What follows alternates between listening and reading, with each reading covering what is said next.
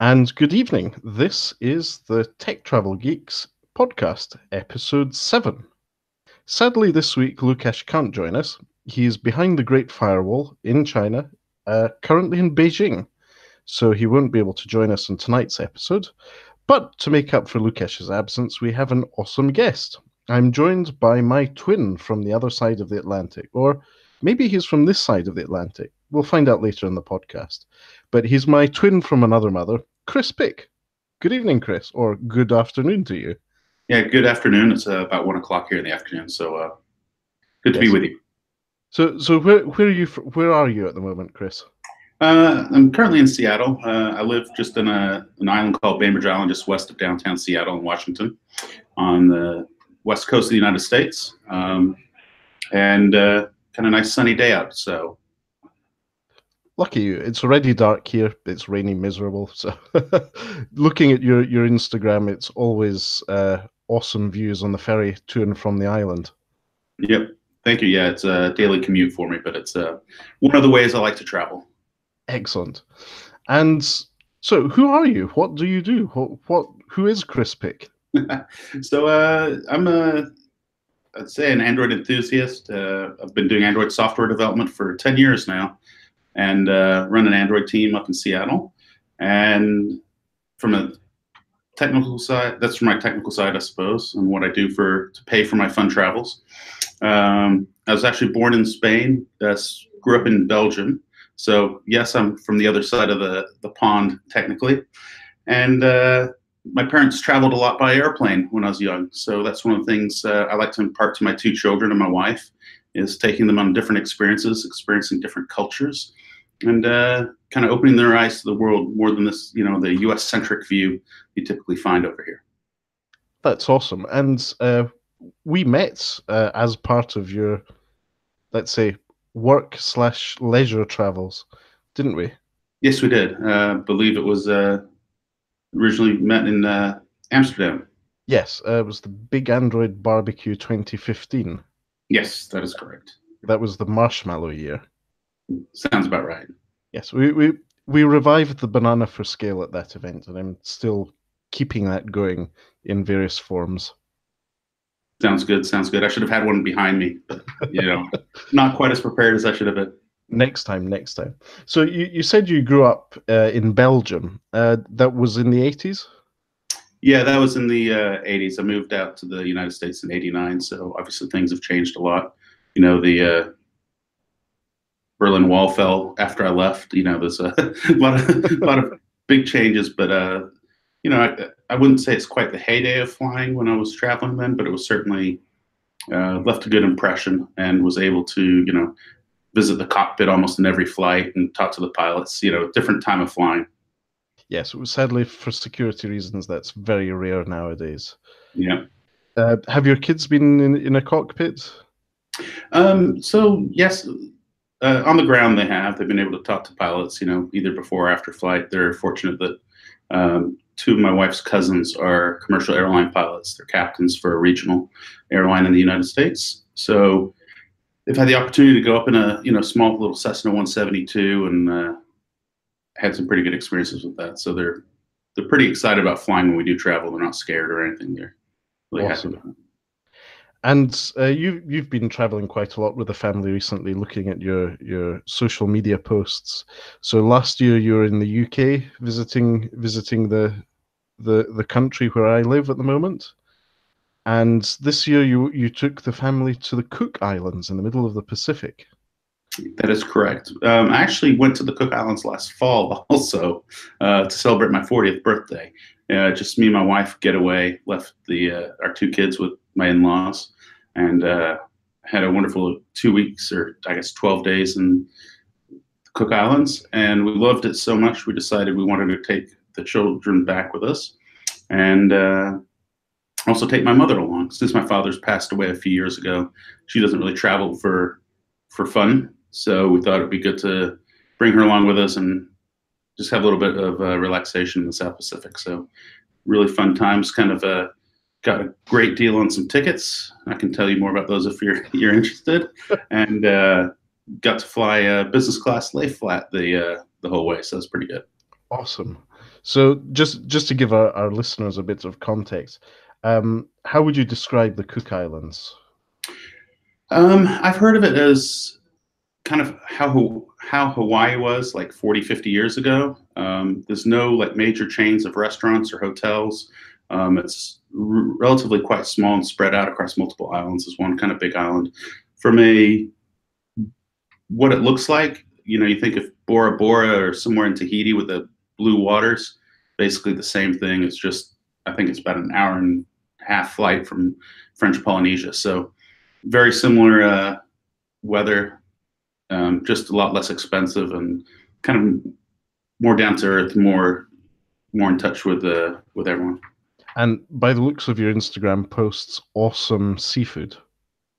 Amazing seafood, and the funny thing is, and maybe this is a little different, I guess, for New Zealanders who think it's more expensive, but being from the States, the basically 70 cents on the dollar for what we're paying. So a lot of the food and everything we bought, which was delicious almost everywhere we went in the Cook Islands, you see the price and then you take 30% off for the exchange rate. So it feels actually quite reasonable. So that's very good.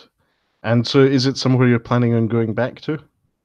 Yeah, my wife, actually, it's her favorite place now to travel, and she wants to go back. We've actually got a trip coming up this October, but we're going to Cabo. But I kind of want to take a little break from the Cook Islands, either take some maybe Southeast Asia next year, or if we did New Zealand, maybe do like a 10-day New Zealand trip, and then maybe 3 or 4 days on the way back in the Cook Islands just to kind of appease my wife and have a little bit of decompression on the way back. Very good. So does your wife enjoy traveling long haul? Actually, no. She did not. She's a bit claustrophobic, and 4 hours was about as much time as she really wanted to spend traveling in a plane. And I guess it was 2015, so about a little 3.5 years ago. I found some tickets to Fiji, and it was, it's about, I want to say 11 or 12 hours, I think, from LA. And my wife was like, okay, I'll try this one thing. And she flew it. And she's like, oh, that wasn't as bad as I thought. So since then, she's been a lot more open to traveling longer distance now. I've been kind of collecting miles and points and kind of gaming playing the points games and the miles games. So we've been able to take some of our trips using, we're flying business class, lay flat. So it's even more appealing to her.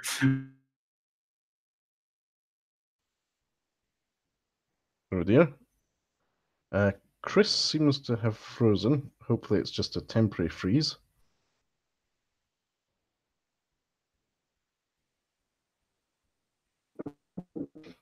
No, it sounds as if he's almost back. You're back, Chris. Sorry, there's a bit of a freeze there. Yes, sorry, the Wi-Fi dropped for some reason. Sorry, where was I? Can continue. So you're just saying about your lay flat bed. Oh yeah, I mean, my wife being able to take a lay flat bed and fly.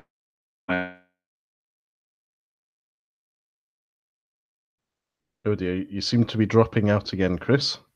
Am I? Oh, not good. Let me try something. Give me 1 second. Okay. I'm gonna try. See if I can tether to my cell phone. I'm not sure what's going on with our network, but see if we can do this real quick. I take it it's an Android smartphone. It is an Android smartphone. That would be correct. Very good. Are you on the Pixel 2 XL? I'm on the Pixel 1 XL. Oh, so let me see. You're still with it? Yeah, I still am. I'm waiting for the Pixel 3. Let me see if this starts dropping anymore, let me know. I've got my hotspot up. I could swap over to it, and hopefully it doesn't interrupt too much. I'm not moving anywhere, and I don't think our access points fly around on drones, so it should be a pretty stable connection. Yeah. Okay, then. So you've traveled long haul recently. Your wife's not entirely comfortable with it, but thanks to your making efficient use of loyalty schemes, you've always managed to upgrade for long haul flights with the family, which is very nice of you. That and actually being able to find some good deals. And I can speak about that a little bit if you want. Like Air New Zealand. Good, yeah. Yeah. So Air New Zealand, the last 2 years, they've had some incredible specials on Cyber Monday. I'm not sure if that's a thing over in the EU, but it's becoming it, not because of the accountancy rules, but purely because of consumerism and knock-on effect from the US. Yeah, so the past 2 years they've had some spectacular deals from LA to the Cook Islands, where you can get a round trip or return economy ticket for less than $500. Wow. From LA to the direct to Rarotonga, and they have had business class for anywhere from 1,800 to 2,000 return. So it's when you consider the regular economy ticket not on sale is about 1,400, kind of saying, hey, I'll spend an extra 300 to be able to sleep and lay flat the entire trip's not too much of a stretch for me. That's really good. And Air New Zealand have excellent customer service. They're a friendly airline. I would say that the staff have almost as good a sense of humor as KLM. Yeah, we've been really impressed with the service on board the airline. The staff on Air New Zealand's been amazing when we've flown them, so happy to fly them again. That's great. And where do you search for your flights on Air New Zealand? Directly with Air New Zealand, or do you use another search engine? I use like a handful of things. For Air New Zealand, it's mainly in their social feeds, either Twitter or Facebook. But then also like for finding low flights, if I'm trying to find something that's not necessarily a spectacular deal like that, using something like Skyscanner, Google Flights, to just try and narrow down like when a cheaper time to fly is. Awesome. And do you use price alerts, or do you just manually go and search? Bit of both, depending on if we know where we want to go. Sometimes it's more of a just rooting around and finding something, then maybe setting a price alert. Usually how it ends up. But that's awesome. And obviously, when you then actually get to travel, you tend to travel light, as far as I can recall. Is that correct? I do tend to travel a little light, but it also depends on where I'm going and what I'm doing. For business, it's usually pretty light. If I've got the family with me, it tends to get a little heavier. And then if scuba diving's involved, or something usually even heavier than that. Yes, that's understandable. So, apart from the Fiji Islands, what's a memorable trip you've been on recently? Well, Fiji, the Cook Islands. We did a flight. This was actually one of the flights I think I found where it's being able to use, when you're searching for flights, being able to expand it beyond just your local airport. So we wanted to take a family.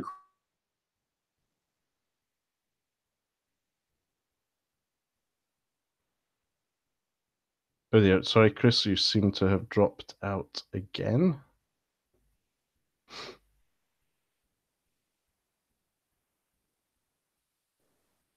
Yep. So, are you back? Yep.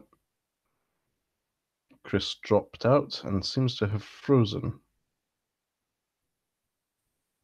Oh, he's moving. I'm back. Sorry about that. No, I have switched over to my Android phone as backup. Awesome. So we expect better reliability of the connection now. Yeah, I dropped my video quality a little bit. Hopefully that helps too. But yeah, so the last one trip was a cruise to the Eastern Caribbean, and we wanted to get to Barbados. And I kind of expanded my area to include airports such as Seattle, but also Vancouver. Okay, so that's just a 2 to 3 hour drive from Seattle. That is correct. Yeah, it's about a 3-hour drive with a border crossing to get there. So we ended up actually flying Vancouver, Toronto to Barbados, and we ended up saving, I think it was almost like 40%. Oh dear, Chris has dropped out again. This seems to be a permanent dropout. Yeah, dropped out again. My network here, maybe it's my MacBook. It's quite fashionable to blame Apple for things like this. Well, that's the equipment I'm using. I'm about to switch over just to my phone and do the Hangout straight from my phone. Yeah, that often works quite well for our guests, but never mind. So you were saying you managed to save 40% on the cost of the flights to Barbados from Seattle, flying from Vancouver rather than Seattle. That is correct. Yes. Wow, that's really impressive. And Barbados is a great tourist destination just off the Caribbean, uh, let's call it arc, Hmm. and it's very popular with Canadians. So it may just be a market supply and demand issue there Oh, that's quite caused the possibly. price difference. Yeah, and then obviously we've done a good family trip to the UK. Not maybe as glamorous as some remote, far off location, and I guess 5 years ago was a trip to to the Cayman Islands. So another kind of Caribbean destination, but like I mentioned earlier, hopefully trying to get outside a little bit and go to Southeast Asia, Yeah, maybe next year. that's good. And speaking of Southeast Asia, you recently did a crazy trip to optimize your miles and status collection. Uh, what was that trip, Chris? I was Which following it one in are Google you Plus. talking about? I've done two. Well, So there's one Australian one and one Hong Kong one in particular, which I was looking in awe at, saying, "Wow, I should really start doing things like this." yes, so for the loyalty programs, actually it was after we'd taken the trip to Barbados. Um, I had gold status with Alaska Airlines, and I didn't want to pay the baggage fee on Air Canada. So I did a status match with United Airlines, which is a member of the Star Alliance, and got their gold status for 3 months while I had to earn 12,000 miles. And it was never my intent really to earn 12,000 miles on United. It was just, hey, let me get me some lounge access along the way because I was doing international travel and get free bags, which when traveling with a family with a cruise for a couple weeks, I think it was like 3 bags or so. So it saved us about $300. And when we got back, it was about 4 weeks until my 3 month, qualification program was over for matching. And I saw a ticket that was Seattle to, I think it was San Francisco to Sydney for $600. I was like, oh, I wanted to go to Sydney. So I booked the ticket, and I was actually going for a few days. And then my wife chimed in and said, I want to visit Sydney too. So you better not go do anything fun there while you're there, because I want to do it when we go. So I was like, okay. And she didn't have the opportunity to travel with me. So I ended up changing my reservation to be basically a 4.5 hour layover in Sydney and flew right back. So so on my flight, I actually worked. United actually had some pretty good Wi-Fi, and at the time it was pretty inexpensive. I think it was like $18 each way for the entire flight. And I worked the entire flight there. Used the lounge access because I was gold with the Star Alliance. I think I went to Singapore Airlines lounge if I remember correctly. Took a shower, had breakfast, went did some gift card shopping. Stuck my head outside the airport to breathe some Australian air just to say I'd done it, and went back and got on the flight and then slept the entire way back. So I didn't even have to take a day off of work. That Wasn't is sure which day I awesome. was actually in, but I didn't have to take a day off of work. And Yeah, so then you went across the time, so the daytime line twice in that trip. yes, and I think it was 36 hours. I forget how many. Actually, I think door to door, I think I was gone 40 hours. So less than 2 days, and you flew from Seattle to Sydney and back, Yeah, just for the hell of it. just for the hell of it. That So is admirable. Well done, sir. thank you. And then the other one was a trip, as you mentioned, Hong Kong. There was I guess there was an airfare war going on, I think a little over a year ago, where tickets to Hong Kong were as low as, I think it was $350 round trip. But you actually had to leave out of San Francisco. So I flew down to San Francisco, and this was on Delta. Flew down on Delta, and I think I've got a ticket for $99, or I can't even remember if I used points, and then flew out, and it actually came through Seattle and went from Seattle to Hong Kong direct. So on the way back, I just got off the plane in Seattle and just didn't get on the return leg to San Francisco. And that then earned you the Sky Team status for the That year. was actually I was looking at getting status that year. I think I only ended up with a silver, but yeah, it gave me status and was relatively inexpensive. And I got to spend 2 nights in Hong Kong, which was pretty remarkable. Had an overcoat made in 24 hours. So that was pretty neat too. Hong Kong tailors still doing an awesome job. Oh, definitely, definitely. Very good. So that is really clever. So you essentially hunt for the best value flights that will give you the highest mileage and status points, and then just take them. Just head off on a little adventure, cross the Pacific Ocean, and maybe even jump into the Southern Hemisphere whilst you're at it. Yeah, I mean that's basically what happened for United. It gave me gold for I think like 14 months, which was pretty useful for some of my trips. And the main thing is one of the nice things, is at least for like the Star Alliance, is having lounge access on international travel if you're flying on a partner. So that gave us, access on to the lounges and free luggage and things like that. Yeah, I think that the lounge access is the biggest benefits from your status. The facilities to be, as you said, go and take a shower, or to have a quiet meal, snack, or nap in Mm-hmm. between flights. In particular, for me, I like breaking up my flights. I don't like the particularly long single segments. I prefer having 5 or 6, maybe 7 hours on per leg, and a break to get off the plane, stretch my legs, maybe have a refreshment in a lounge, and then carry on with my journey. I'd say that for me, I'm somewhat in the same boat, but it really depends if I'm flying in economy or in business class. Um, for economy, obviously, sitting in that seat for, even though I was in like the premium economy on United from the trip to Sydney, that's a long flight to be sitting in one seat. The 787 was nice with the air and made me feel a lot more refreshed when I landed. But having like the trip to the Cook Islands, which is about 10 hours of flight time, it's almost not enough time to get any good kind of sleep, because you've got 2 hours from takeoff to finish your meal service if you're going to eat, and then 2 hours before waking up, or before landing, they wake you up for your morning meal service, which basically leaves you with 5 hours, 6 hours at the most of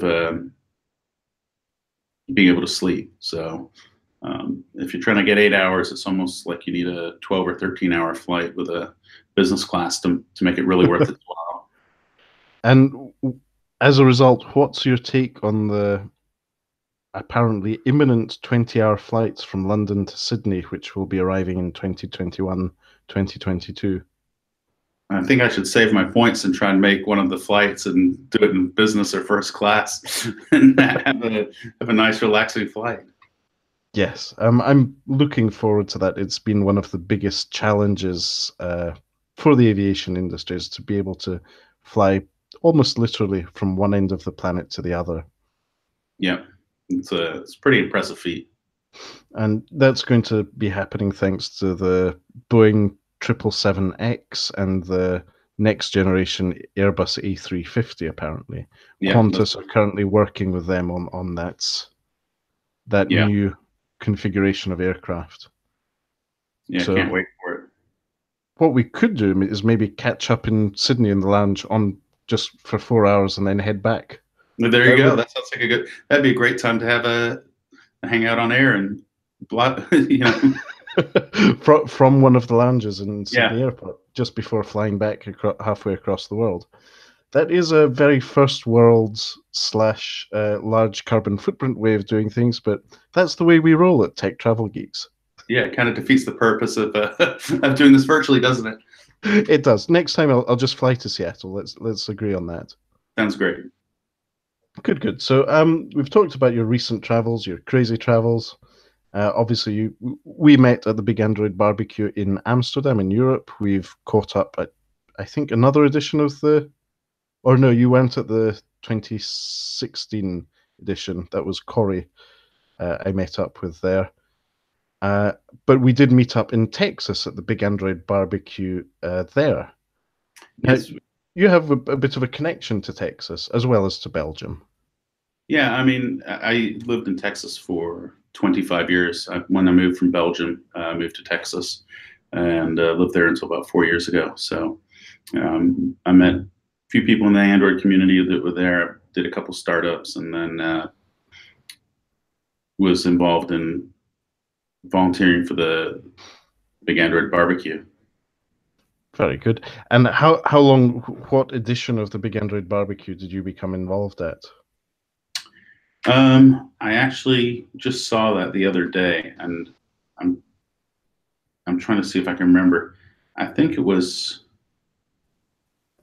2012 was the Wow. first one I think that I went to. So that was a good 4 or 5 years of Big Android barbecues you were at. Yes, that is correct. And to give our listeners a bit of context, the Big Android Barbecue was an enthusiast and developer Android conference held in Texas, surrounded by grills of good meat, lots of good chats, talks. It was supported by lots of companies involved in Android development and applications of Android as an operating system, including Google. And Chris was helping out in something called the Big Android Barbecue. What was it? The kitchen? The Code Kitchen. The Code Kitchen. And what was the Big Android Barbecue Code Kitchen? Basically, it was a way to kickstart people's interest in doing programming on Android. Basically, it's a way for us to help them get started, answer any questions, and try and help them over the first kind of learning curve that they reach, and help them get through it and see that it's not as daunting a task as it may look like from the outside. That's awesome. And I participated in a couple myself, one in Amsterdam and the follow-up event that we had in Edinburgh in 2016 as well. So yes, it was great meet up and get great introduction to Android development for people who had never developed or developed for Android before. Yeah. Very good. And speaking of Android, what's your device of choice? What's your main Android device nowadays? It's the Pixel XL, the first gen one. I've been using it for now, basically since it launched. It's got a big crack down the center of the screen, and I'm holding out on the Pixel 3, I guess early October release, hopefully. Very good. And is that the one you ordered in a bar at the Big Android Barbecue in Texas in 2016? I believe it is. Sounds like it. Very good. As well as that phone, Chris also managed to order some Trump memorabilia and a large container of lubricant for our friend Martin. Yeah, that's time for another story. Yes, that's time for another I can have podcast. Martin on the show and have him explain those items. He'd Yes, do a much better job than myself. we might even get him to wear his "Make America Great Again" hat. We'll see. Right, moving on. What is your packing like when you're traveling for business? Say your normal commute between San Francisco and Seattle. How do you pack for that? Usually it's pretty light. Usually my trips to San Francisco are usually 3 or 4 nights. I just take a carry-on, hard-sided carry-on roller, and I just roll all my clothes up. I guess it's a style that was introduced, I think, by the military for being able to get your clothes nice and compressed and in a small area. Doesn't really do well if you've got shirts that need to be ironed because it does wrinkle them quite badly. But if you're like me and I don't wear shirts like that, it's quite easy to wear, some of these like Nike dry fit shirts that don't really wrinkle at all. So basically, I just roll everything up, and I can usually fit it almost all my clothes in half a carry-on. And then I've got a backpack with all my electronic goodies. Very good. And what's in your electronics goodies backpack? What do you carry with you? Usually a lot of cables and chargers for various things, just because I always feel like I'm going to leave one behind and then be out of luck. But usually I've got my Pixel XL. That's usually all me. I usually carry one or two Anchor 20,000 milliamp hour chargers with me. They're kind of heavy, but they keep my phone charged. Fortunately, most of the trips between Seattle and San Francisco are pretty quick, and they usually have some kind of onboard charging on the seats, so it's usually not too critical. Um, and then my Bose QC35 headphones, just so I can kind of tune out, cut out all the noise, and then a Kindle Paperwhite if I just want to do some reading. Uh, and then if I'm traveling more for leisure, I've got about 5 other things that I take. For business, obviously, I take my work laptop too. Okay. And you mentioned you read on your Kindle Paperwhite. What apps do you use for media when traveling? What are your preferred media apps for smartphones, tablets, or laptop when you travel? I'm pretty boring when it comes to that, I'd say. I mean, I use Google Play quite a lot, both for Google Play Music and Google Play Movies. So I've got like, movies and TV shows that I'll sync offline. Netflix, use that also, and then I also use Plex every once in a while. And I've got my own home Plex server where I've record some TV shows using the DVR function, and I'll sync those to my device. So if I want to catch something that's not necessarily on one of the other platforms, I can watch it if necessary. That's awesome. And do you use anything for podcasts? Usually not. No. It's interesting. When I'm listening to podcasts, it's usually at home.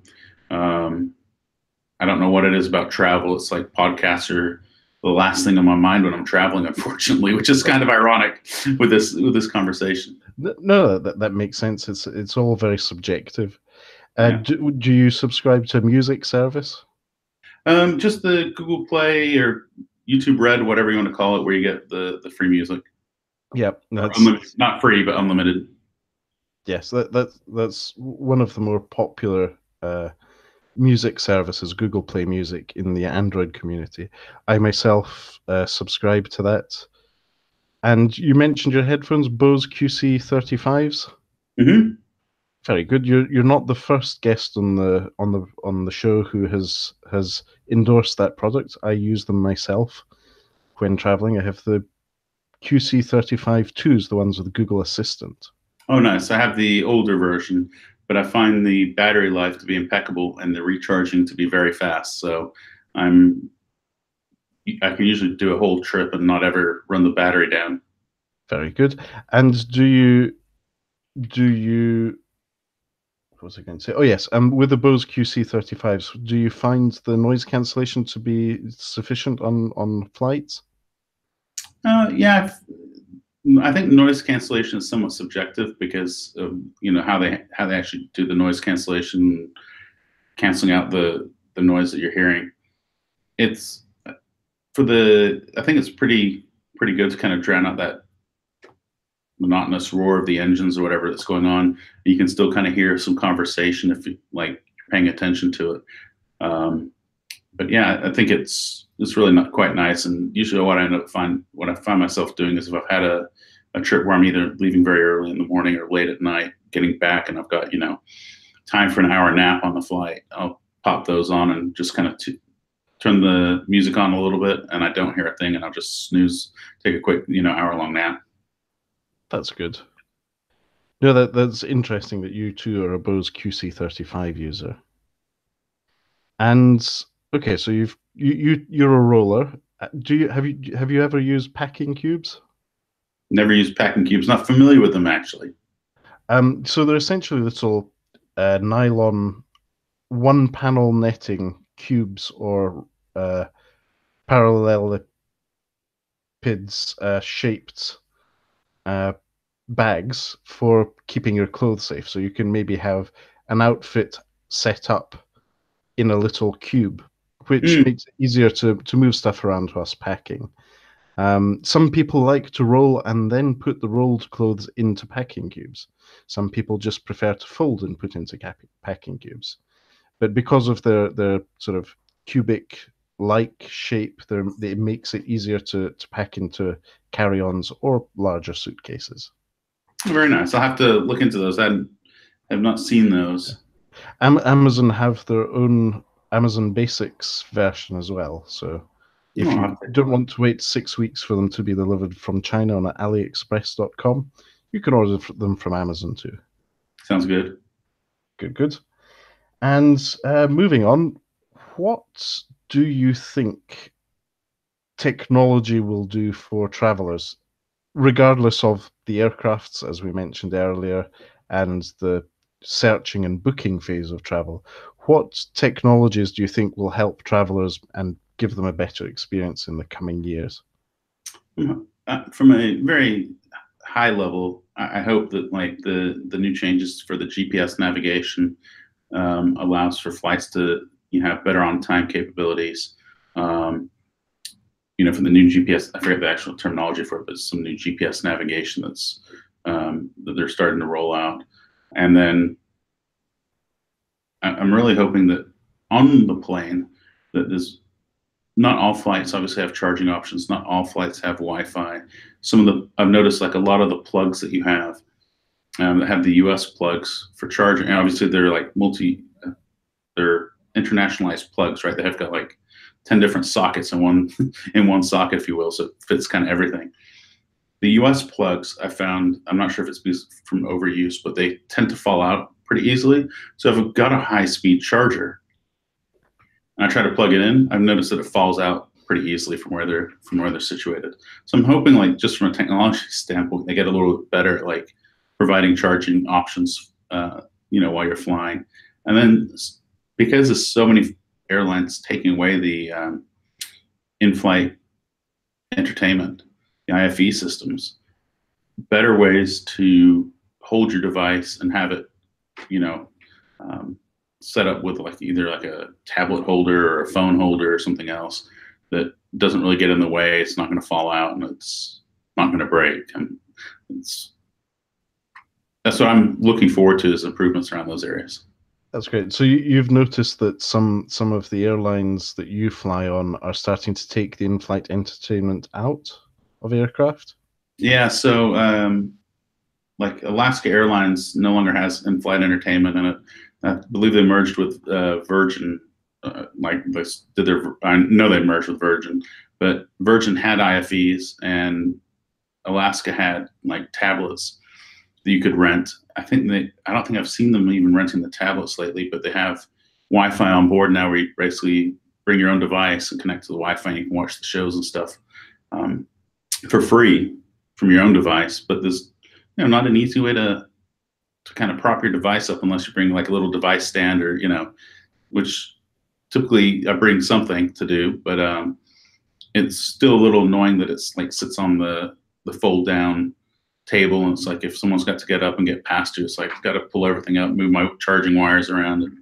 Yeah, I noticed that by pure luck, on a short haul European flight, one of the ones which never has in-flight entertainment, my Tesco Huddle tablet a few years ago, the casing wedged perfectly into the Airbus A320 magazine holder at the top of the seat. So I could just wedge the tablet in, and it acted as in-flight entertainment perfectly. Nice. But that was only one particular aircraft from Lufthansa. Right. That. And that was usually the Frankfurt to Milan route. Sadly, I don't fly with them anymore, but with KLM, it's not really much of an issue. Cool. That's interesting, though, that the airlines are now relying on the user's own devices for in-flight entertainment. Yeah, I suppose it makes less sense for long-haul flights, though. Yeah, I think it makes less sense for long haul, but then again, I found that there's only so many entertainment options they can offer you on a long haul. So, like, out of all the movies on my trip to the Cook Islands, I think there was only one movie that I actually wanted to watch, or that actually interested me enough to watch. So, on the way there, I think I watched. I can't even remember what it was. I had some. I think it was Silicon Valley. I think I never watched that, so I'd actually downloaded all the seasons and was watching that. And then on the way back, I watched. I think it was Tomb Raider, and that was like the only movie that really interested me out of the selection. So I think having that mix is pretty good, but obviously from weight and cost and everything else, it makes sense, especially on shorter haul domestic. To cut that. Yeah. No, that's great. So no, that's interesting. That's something I hadn't thought about because it's not really something I notice. I don't fly internally in the US that often with that variety of airlines to notice that sort of thing. So that's interesting. And what's your upcoming planned travel? What's your next trip that you think you're going to start planning? Well, next trip I'm taking, we've actually got an exchange student from Belgium living with us. So we're actually taking a family trip plus exchange student to Cabo San Lucas in Mexico this October. Just taking a week, Saturday to Saturday, and just having a little time out there, explore a little bit of the Hispanic culture in Mexico, and maybe swim with some whale sharks. Awesome. That sounds really great. Yeah. And for listeners to the Tech Travel Geeks podcast, where can they follow you on social media to see your posts about that? Actually, they can follow me on Instagram, although I can't remember my Instagram name. I don't know if you have that handy. I should. It'll just be a moment. Shows how it's ChrisPix77. It's ChrispPix77. Usually post a lot of my travels and photos of my commute on the ferry, which is supposedly the most scenic commute in North America. It is. It's very, very scenic, and the weather in Seattle is very similar to the weather in Scotland. It's very changeable. You Yes. can have between 4 and 5 seasons in one day. So it's interesting to see you going through, especially in fall and winter, going through the ferry terminal with dark grey weather, and then suddenly it's beautiful sunshine on the way back. Yeah, definitely. So yes, you can follow Chris on Instagram, ChrisPix77. That's ChrispPix77, and they can follow you on Twitter and Google Plus as well. On Twitter, you're at VMenu. Mm-hmm. And on Google Plus, you're Chris Pick. Yep. Although I'm not as active on Google Plus as before, but yeah. I think we've all dropped off Google Plus quite a lot. Sadly, there are still some very active communities within Google Plus, as in specifically for Android apps and software development and particular interest groups like Pokemon Go or Ingress. But as a public social network, it seems to be becoming quite quiet. Yes. That's great. Well, thanks very much for being a guest on the Tech Travel Geeks podcast. And thanks to our listeners for listening. Hey, sorry to interrupt. I did have one thing that we talked about earlier that you did not touch on that I did want to share. Okay, go ahead. What would you like to share? The low tech tip. That sounds great. Yeah, so my low tech tip is going to be very low tech. It's getting printed paper boarding passes every time I fly. I don't like using like a smartwatch. I found that like some of the scanners, like you actually have to try and wedge your arm in between the scanner. It's like a little scene. You got to try and get your wrist in there, and it just doesn't work. So you got to take your watch off, and then just having to mess with the brightness. And if I've got a crack in the screen, I found that the paper ones are pretty much foolproof, and I actually take a photo of them just in the event that something happens with my travels. Usually the airlines want to see that if I didn't get credit for some airline on a partner airline or something, they want to see a boarding pass. And while the digital boarding pass is a screenshot is usually okay, it's usually really hard to get all the information in one screenshot. So I find that taking a photo of the paper boarding pass for kind of historical sake is pretty good. That's a very good bit of advice. I haven't had any real need of a paper boarding pass for the last few years, but I suppose it also depends on the airlines and airports you fly through for that. Yeah. So that's Chris's bit of advice. Print out your boarding passes. Yes.